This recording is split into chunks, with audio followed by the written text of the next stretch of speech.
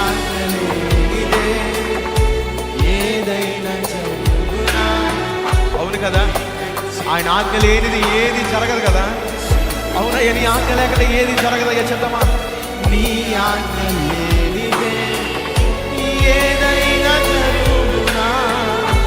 నీ కంచెలాగా శత్రువులు సాధ్యం. మా దేవా నీవే మాతోడుంటే అంతే చాలు. అపవాది తలచిన కీడులన్నీ మేలైపో.